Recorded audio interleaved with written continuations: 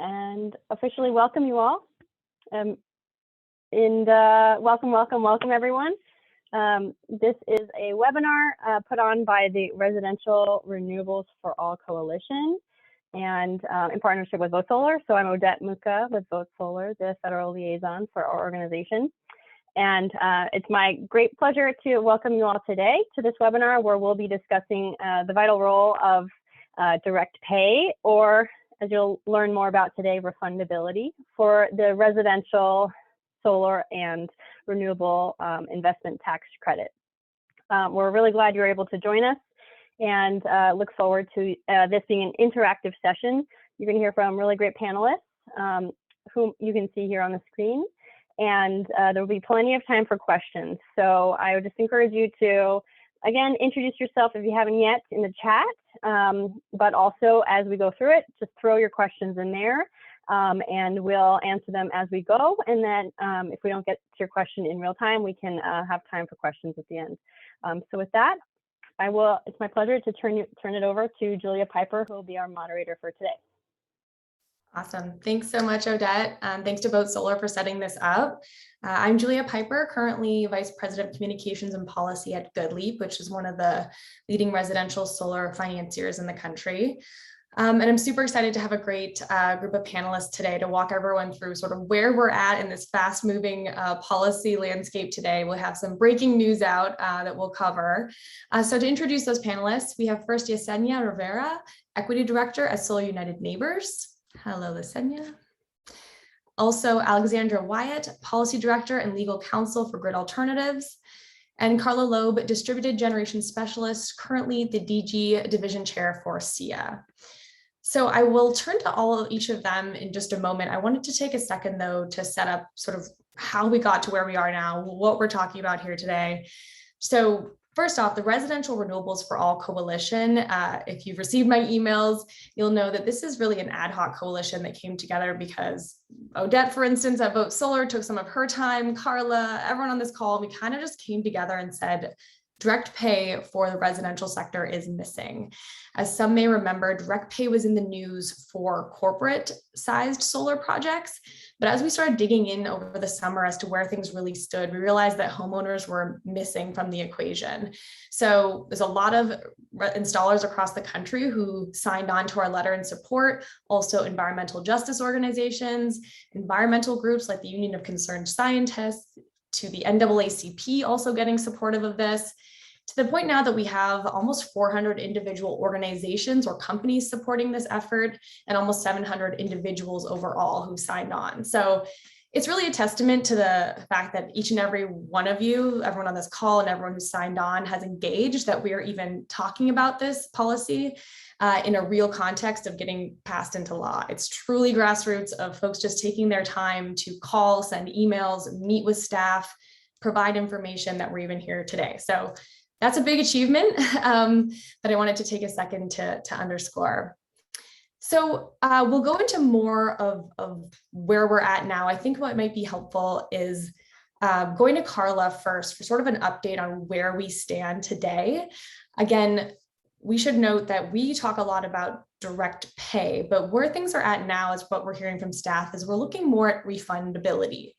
So before I hand it to Karla, maybe a quick setting of the scene. Direct pay and refundability are often used interchangeably, but because they both do a similar thing, and that they ensure people who do not have sufficient tax liability or people who don't pay any taxes at all, this ensures that they can benefit from the federal solar tax incentive. So as some of you may know in the industry, not everyone gets to benefit from that, which was sort of an inequity that was built into the system early on. So what we're asking for here is to put more homeowners on the same level playing field, expand access, democratize solar. And that's why I think this message has resonated so well. To put a finer point on it, direct pay means paying out the full benefit of the credit before an annual tax return. So that could happen any time of year. That is what a lot of people were asking for. Where it's sort of landed now is it's more in this refundability element where that would still happen at tax time, but customers still get the benefit of getting cash back or getting a check if they do not owe enough in taxes to claim the current tax credit. So we can reiterate all of that, put your questions in the chat, but wanted to just set the scene of what we're talking about here today is refundability at this point in time. So Karla, over to you to maybe give a sense of where we're at in negotiations, what the news is coming out of DC today. Well, thank you, Julia. Thank you, Odette, for putting this together. As Julia and Odette mentioned, this has really been a kind of ragtag group of grassroots folks who have been working tirelessly on behalf of you, your companies, your organizations, et cetera, to really get this on the radar. As of July, we had firm no's from all of Congress, telling us that refundability or direct pay for 25D was completely and unequivocally off the table. And we came together to change that narrative and ensure an equitable and just transition could and would occur. So in partnership with Vote Solar, with Solar United Neighbors, NAACP, National Wildlife Federation, et cetera, we launched a really aggressive both lobbying campaign and communications campaign. And I am thrilled, elated, excited to tell y'all that as of this afternoon, the official introduction of the Build Back Better Act of 16,000 pages of legislation includes a refundability for 25D.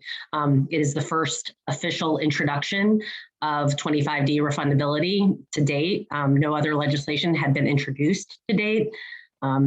What is most important is that, in the overall Build Back Better package, the original number was a $600 billion price tag. As of this afternoon, what was introduced was a $555 billion package. So almost all of the priorities of the administration and Congress having to do with energy made it through the over half cut that has occurred over the past several weeks. Plus, we got added in, which we were not accounted for previously in a refundability capacity. 25D, I should make everyone aware from the beginning and get-go, was included in the extension, the 10-year extension that was contemplated as part of the ITC extension, but direct pay was not for 25D. So, or direct pay, now we're talking refundability. So this is a huge coup. It is incredible opportunity for our partners, for each and everybody's companies, for our organizations, but most of all for our disadvantaged and marginalized communities.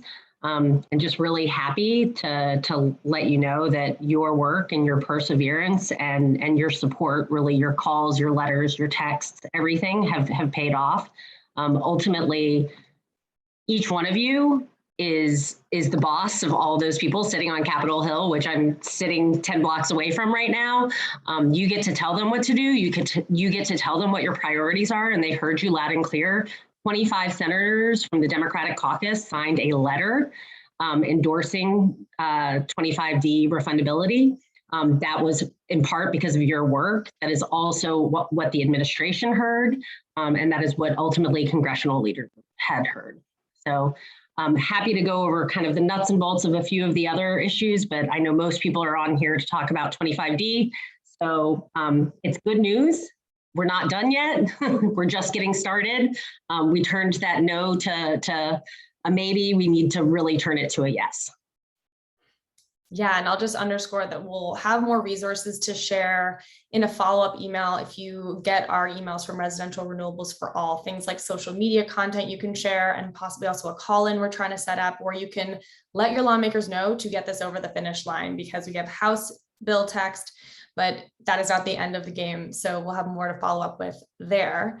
Alexandra, I'd like to go to you next, maybe outline a little more of the significance here. We're talking about 25D, or this residential clean energy refundability. Why is that so important? Can you just paint the picture for a moment, please?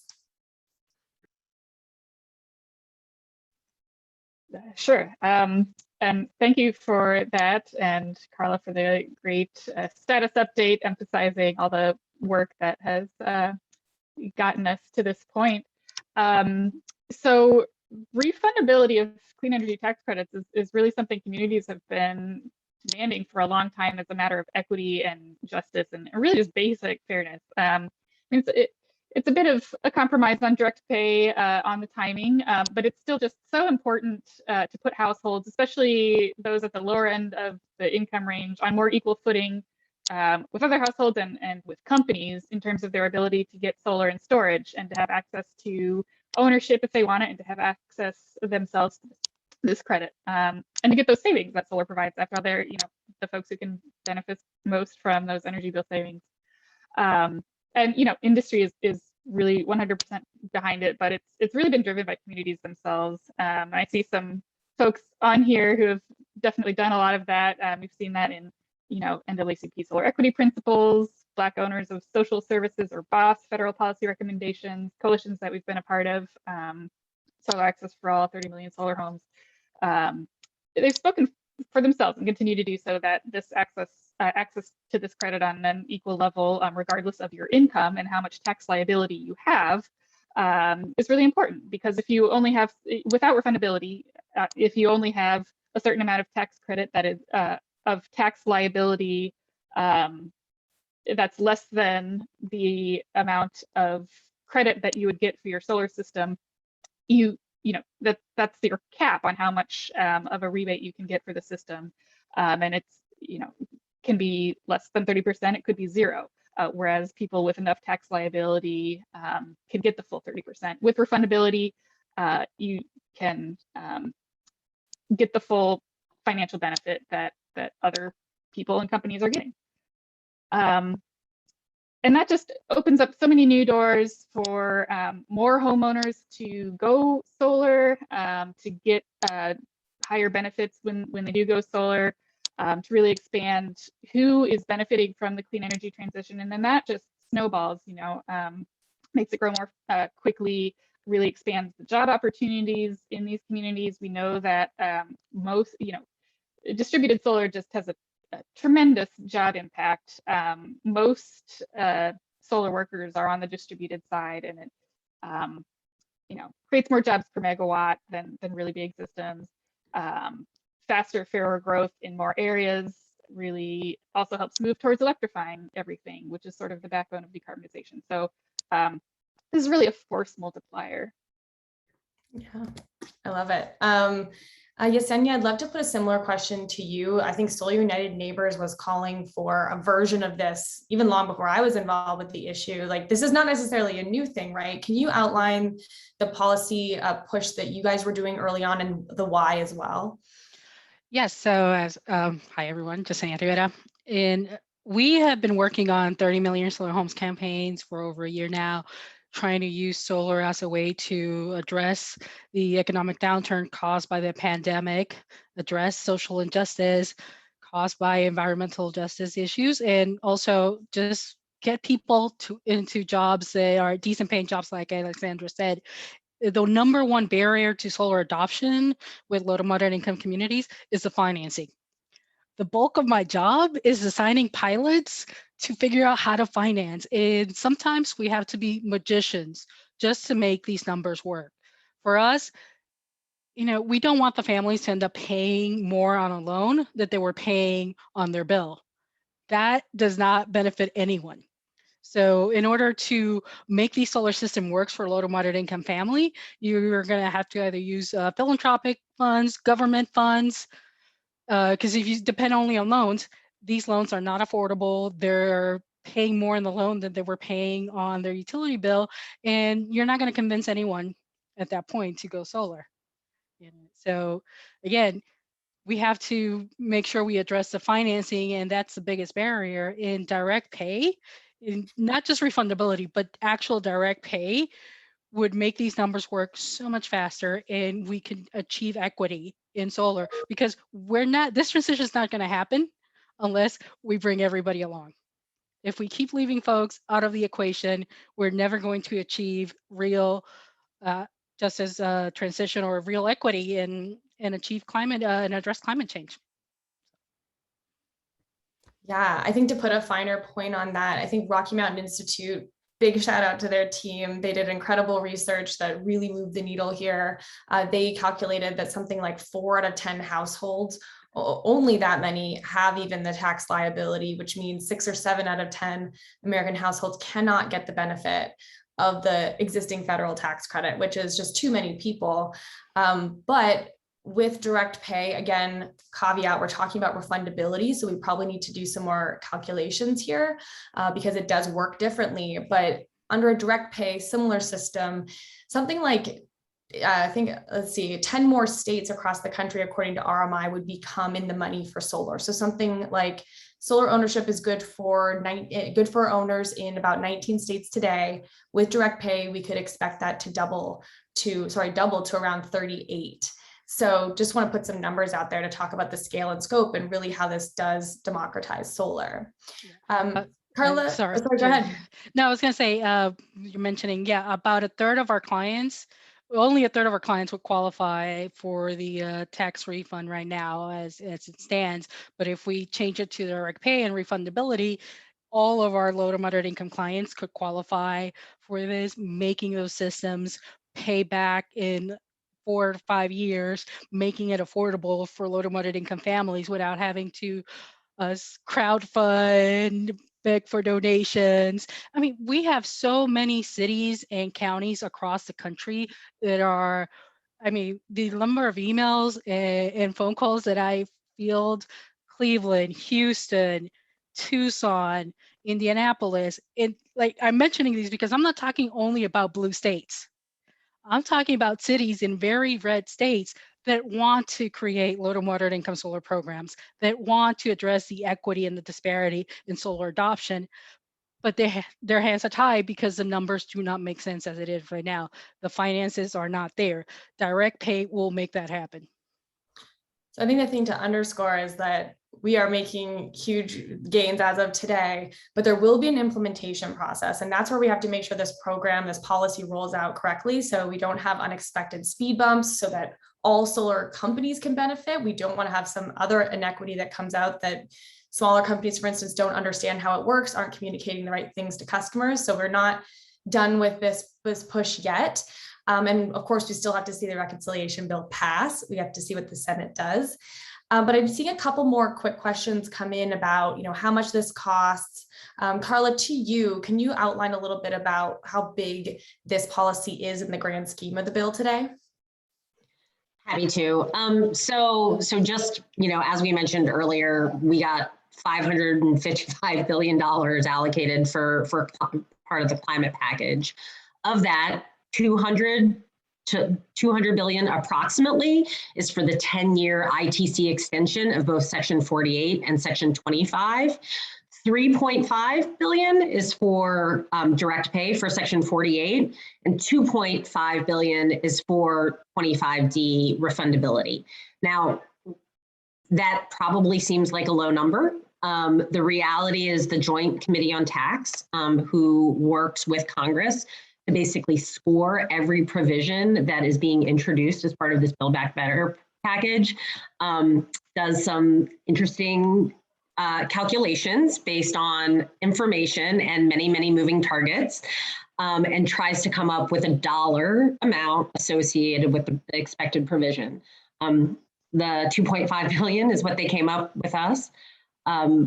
Truth be told, those numbers could be much higher in implementation, or they could be lower depending on how it is implemented.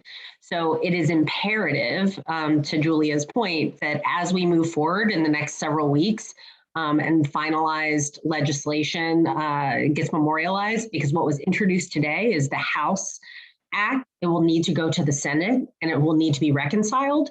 And so we need to have language that is clear, concise, clean, that can be implemented in the most efficient way possible. Alexandra, I'd like to go to you to sort of paint a picture of how this will work in reality. How do you anticipate conversations changing with customers, maybe questions that might come up? Can you shed some light on that? Sure. I mean, right now, the only possible way for low-income households to access the investment tax credit is if they don't own the systems and a third-party owner owns the system, gets the ITC benefit for their tax equity, and that's confusing to a lot of people. A lot of communities that this would help the most, have really very justifiably high levels of distrust of people coming in and trying to sell them on things, especially energy things. And adding a third party, it complicates that and makes it a lot more difficult. And just, we keep hearing ownership, having the option of ownership is really important to people. It's a lot more intuitive. And so having refundability, expanding that option, and opening up a whole new world of making systems financeable, it just opens up a whole lot more possibilities for, again, the number of people who can access the benefit, and the equity of who is accessing the benefit. So as it would work in practice, I mean, refundability, again, you'd have to wait until you file your taxes and then get the payment as basically like a tax refund type payment. Whereas direct pay as they currently have it on the kind of corporate side, is more of an upfront thing where it's kind of advanced to you. And so that's how it would work as far as timing. Again, we don't have all of the implementation details. There would be some steps to verify with the installer that the installation happened and at the size that it's being claimed and everything. We're still waiting to see some of those details. Yeah, that's a good point. Is like this is not at all finalized. So if you're an installer on the call, do not make business decisions based on this. I want to say, until the president signs this bill into law and we have a chance to fully digest it, we want to, not make any decisions, because as Alexandra just pointed out, there will be certain reporting requirements probably. The SIA and others are working to make sure these are not onerous, that it fits in the same, current sales process and installation process. But we want to make sure that these credits are implemented the best way possible. But the benefit is that hopefully it's a much less complicated process. A lot of installers have to say, go refer to your tax specialist before you can continue the conversation. This could alleviate some of those difficulties in trying to discuss the benefits of going solar. I'll just add in that we are not tax specialists. We are not tax attorneys, and anything having to do with this, whether you're advising on behalf of your company or yourself, we are not tax specialists. I did want to touch on something Andy mentioned, which is really about this equitable transition. So historically, residential solar has represented approximately 60% of all of the solar jobs in the country. And so by increasing access to 25D to more people, we actually are going to also increase employment.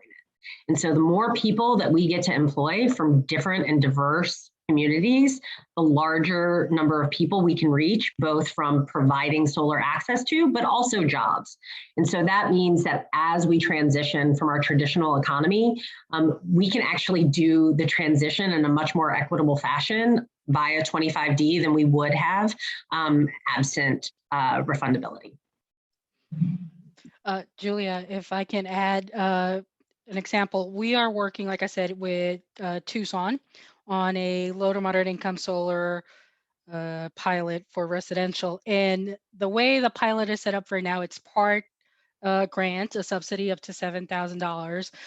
If based on the current tax law, which the ITC is only refundable if you have the tax appetite, for those folks that do have the tax appetite, which means they're on the higher bracket of income, they're on the moderate side, they are out of pocket at $600 after the tax refund and in the grant. But if we could make that happen for low to moderate income families, which are hurting, it changes our access to who do we approach for this project, who can sign up for this project, because the way the project is based right now, they're going to have access to the tax credit. If we have refundability, if we have direct pay, it changes the picture on who's eligible for the project. And this is, I think, why this call is happening, and this is not over yet. I'm seeing discussions around what is the timeline for this being implemented. I just dropped the actual language there into the chat that's in the House bill. Says credit made refundable for taxable years after 2021, but then notes this after 2022 deadline. So I'm going to leave it to others to comment on where that landed, but it does sound like there would be some delay for the IRS to implement this. So one thing we can say as supporters of this is let's implement it sooner. The Senate still has to write their language. So this is not over yet, and there will be details that will be ironed out. So I think over the coming days, we can all make that point that this needs to take effect in January 2022. And there are systems in place to make it implementable for installers.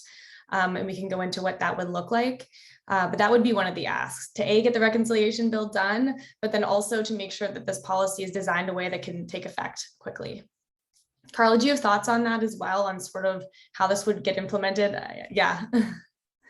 Yeah, I mean, so a lot of our effort has been education.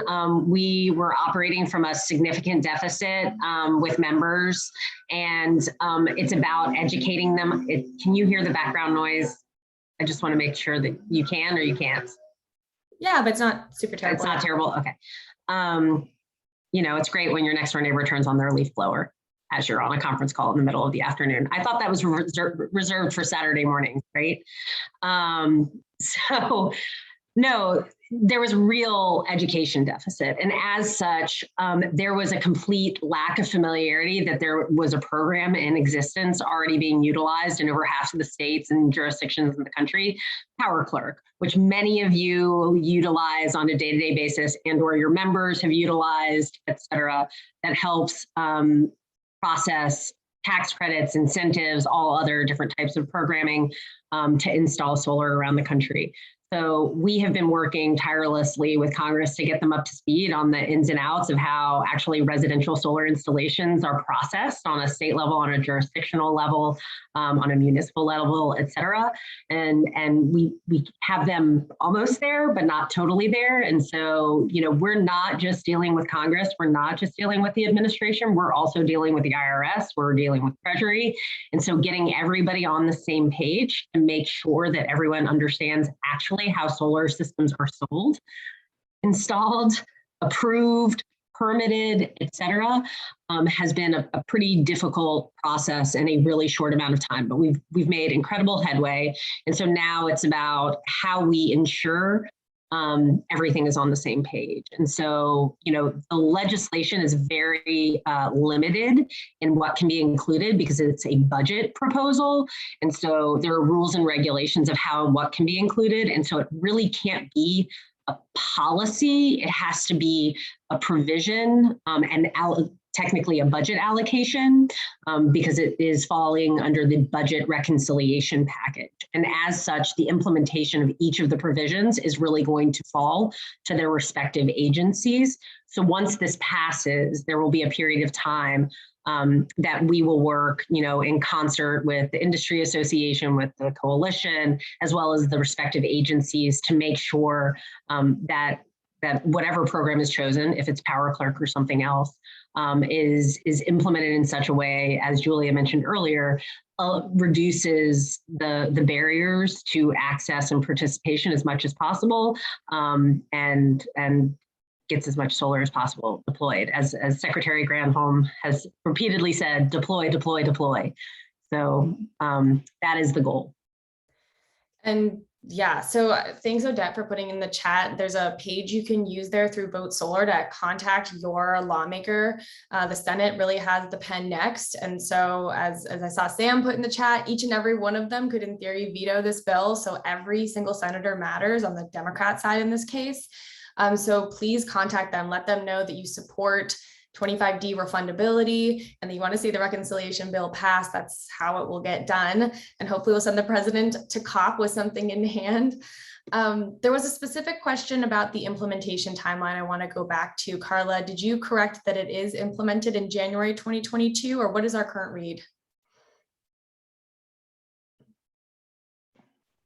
Not that it's implementable, that you are able, systems installed in 2020, the language as it currently is introduced. And let us be clear, the language that is currently introduced, what we have been told is really placeholder language and is still up for debate and consideration. The Senate ultimately will determine, dictate what finally is included. What has currently been introduced would allow for systems installed in 2022 to be eligible for refundability, but they wouldn't be eligible to be filed until 2023, right?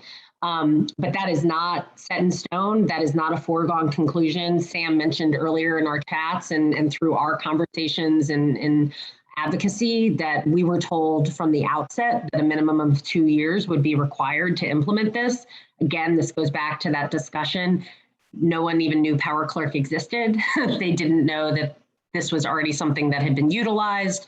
So we're dealing with an education deficiency right now. And hopefully we can get everybody on the same page for them to recognize and realize that we're not recreating the wheel, that to build up, and as many of you have seen, we've had oodles of fact sheets floating around to basically build and deploy Power Clerk for the state of California. It costs $2.5 million. So not a lot of money when we're talking in billions, and they did it in a relatively short period of time, and since then has been again deployed in over 25 different jurisdictions around the country. So we are very optimistic that we can get IRS, Treasury, as well as Congress on the same page about utilizing existing protocols and programs. And there's a question about an expiration date. My understanding is the refundability. Well, it depends on how this gets written. And again, as Karla said, this is in flux. We've seen 2 versions of text just today that outline things in different ways. But if it maintains under the 25D portion of the tax credit, in theory, that will extend for as long as the credit exists. There's another idea of moving this refundability for residential customers under a different section of the tax code, which would continue indefinitely, but raises other questions.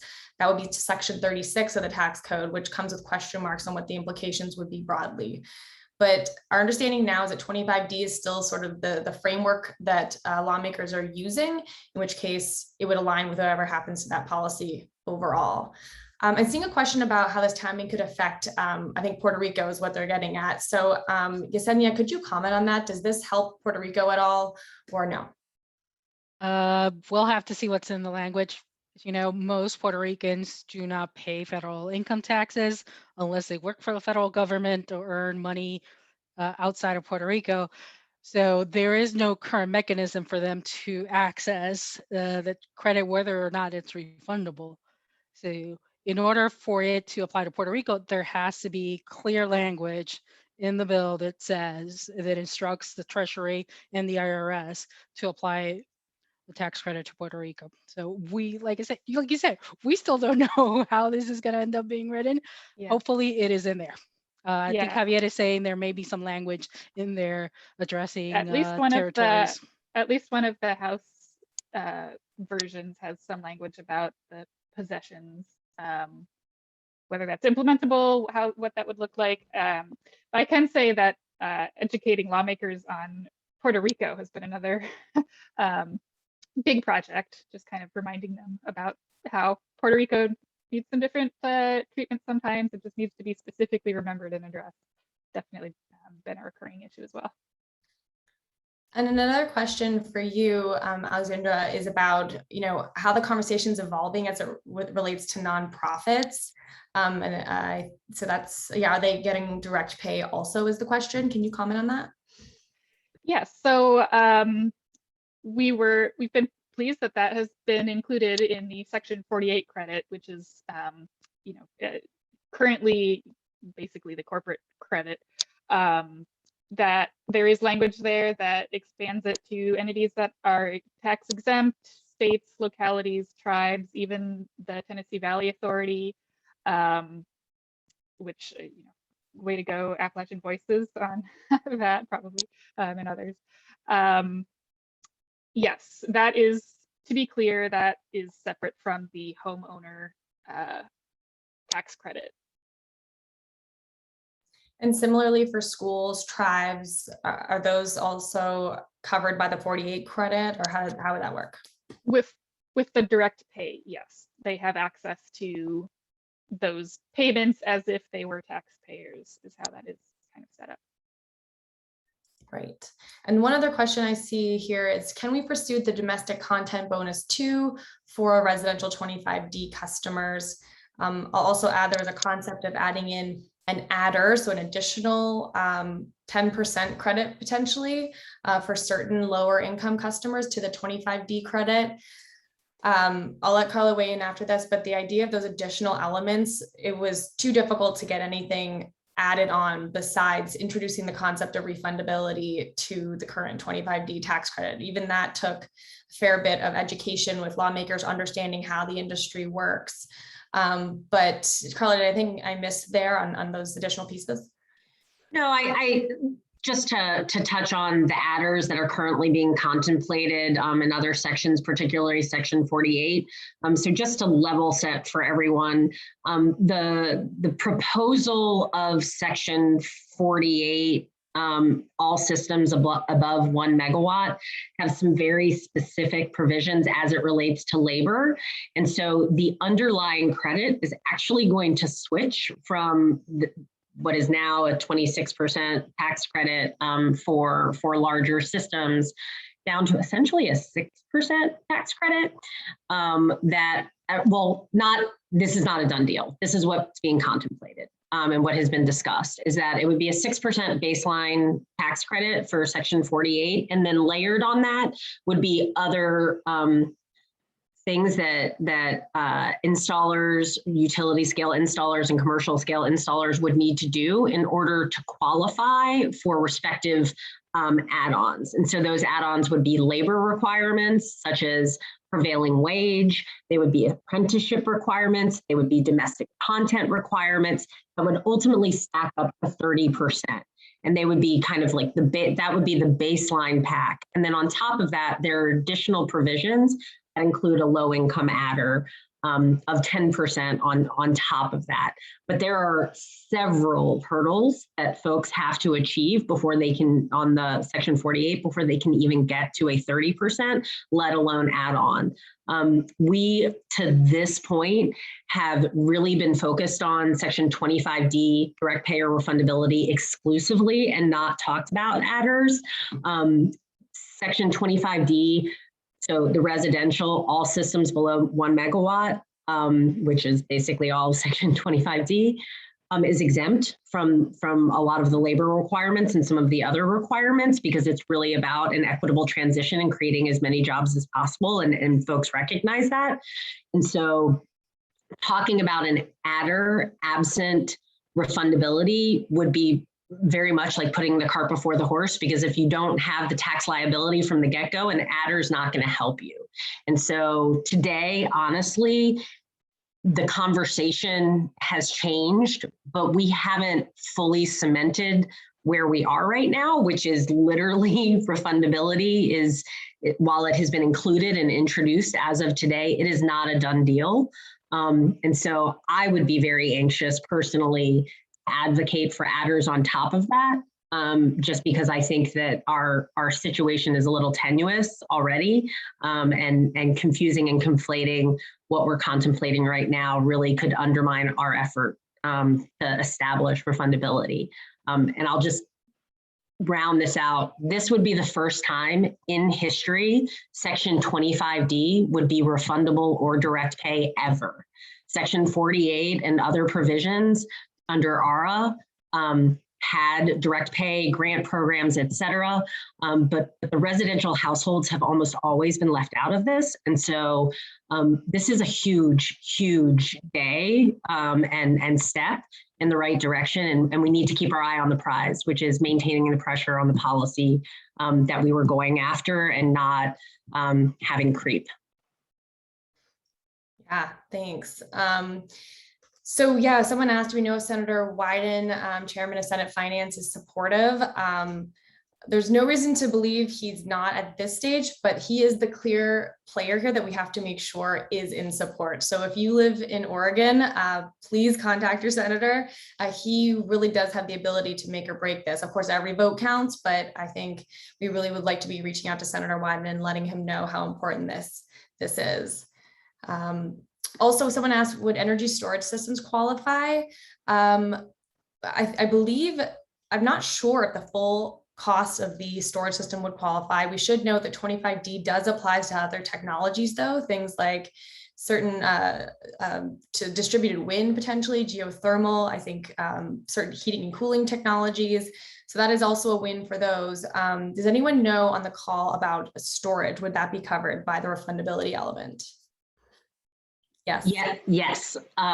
So that was one of the key parts of all of this. So first of all, there is within the legislation a standalone standalone ITC for storage included in this. But part of the effort on the refundability was to ensure that storage was included, and there is language that would allow for storage to be included in the refundability. Great. So we'll start to wrap this up here as we approach 45 minutes. I'm seeing why was a mere 2.5 billion so difficult? A lot of it, again, education on how this market works, really what the need is, as we heard speakers today outline, just how critical it is to pass this, because again, it's kind of correcting an issue that already existed. This federal tax credit is great. It has, accelerated the market, but has not done so in a way that really reaches everybody the same way. So I'll just go kind of around the horn for final comments, but I think we're in a great place, but just to reiterate, it's not done yet. Please use the Vote Solar link that's in the chat to reach out to your lawmakers. But first, Alexandra, then Yesenia, and then Karla for last words on where we stand today and what you anticipate to come. Oh, where we stand, what I anticipate. I'm always super hesitant to make any predictions about things that are happening in DC, but I mean, we have momentum and we need to press that advantage. We've gotten that toehold, and so this is an important piece of a very large climate package. There are other provisions that are relevant and that can help stack onto this refundable, hopefully refundable tax credit and other things. All in all, it's there's a lot here for clean energy industries and for the households who can really now have much more opportunity to go solar. And I think that's great. And I encourage everyone on the call to encourage everyone to reach out. I live in DC, so my representative is just a delegate and is not as influential as I would like, and I don't have any senators. But those of you with senators should just program the House switchboard phone number into your phone and just give them a call. It really does make a difference. It's why we're here today. It's literally why we're even talking about this. It's every little drop of feedback. Yesenia, what are your thoughts here? Thinking this time last year, we had no hope of passing an environmental or climate bill, much less one addressing environmental justice issues. And the fact that we are this close is a testament to activism and advocacy. It's just this summer, like Karla said, this was a no. When we had meetings with the White House and Congress, they did not see how this could be useful. And it took a lot of meetings, a lot of education to paint a picture and make sure they understand that it is equitable and this is what we need to complete the transition and address climate change. So, but we can't give up. We have to keep calling, we have to keep the pressure on because it's not done. And this is Washington. So I wouldn't count on anything until it's signed. And even then, we're gonna have to address implementation. So. Not happy hour just yet. Okay, got it. Absolutely. Karla, what are your final thoughts here? Well, as I've started off and I'll finish out. I mean, today for me was really, I I had to lay down at one point. I was like, this is unbelievable. I can't believe we're here. I've been referring this as my holy grail of all the policies, and I've been doing this for 15 years. So this is, I'm really excited about it, but we're not done. And, you know, we've won the battle, meaning we're here, we're on the table, we're at the table negotiating this out, making sure and ensuring that the language is right and good. We have not won the war yet. The war isn't over until this bill is signed. And, you know, this is our pep rally. We're right here, you know, talking to you because you are what makes this happen. You are the bosses of those guys up on the hill. Some ladies, we need more ladies, more ladies. We desperately need you to continue to call your elected officials, tell them that you are their constituents, tell them about your businesses, tell them about the economic development that your companies, that your organizations generate in their communities, and make sure that they understand how important this is to you and to your communities and how this will impact them. Your voice matters. Don't let anybody tell you it doesn't. Your vote matters, and continue to put pressure on everyone. And I just want to say, it has been an absolute pleasure and honor to work with everybody that has been on this call, and to our greater coalition and everyone that signed the letters, supported us, our strategic partners who have weighed in at all hours of the night and day as we have been peppering you. We really appreciate all of your hard work. So thanks. Yeah, I'm seeing names pop up in the chat of folks who literally jumped in last minute saying, I'll write an op-ed, I'll send a statement. Literally, that has been everything. It happens so just in such a disjointed way sometimes, but the impact as a group of, you know, resources has been everything. That's all this coalition is. And someone asked, you know, what was the barrier? People thought this was going to be just too difficult. It's too hard to imagine. As Karla said, it's never been done before, but that's not really an excuse not to have policy that does good things. So again, call or email your lawmakers and let them know you want to see direct pay for 25D implemented swiftly and the reconciliation bill pass. So with that, the day of action is now. It's literally, someone said when to do it: today, tomorrow. These next few days are the days. So look for an email from me following up. If you have signed on to our letter initially, we capture those emails and email out additional resources. So if you happen to be on this call and are not getting those emails, go to resirenewables.com, RESI renewables.com, and you can sign the letter there, and then we'll capture your email and make sure you get the social media content, any numbers you need to call, etc. So I'll have something going out again before end of day. Odette, I'll turn it over to you for final remarks. Oh, Karla. Oh, I just want to say we have a lot of online resources. We've provided social media toolkits, etc. You know, follow us on Twitter, follow us on all of your different platforms. We will have a recording of this that you can follow up with and send to your friends and colleagues. Please tweet a lot, tweet at your elected representatives, and continue to be involved and be responsive. Odette, any final closing thoughts here as we round out? Wow, what a wonderful webinar. I love the enthusiasm, the energy, the excitement. It was really a big day for this coalition, and it was so wonderful to see your faces and all the wonderful names. Thank you all for joining us. We will be following up, like we said, with the recording and additional resources. Thank you all. Remember to call your senators, call your newspaper, get on social media today and tomorrow. Thanks for joining us. Thank you. Thanks.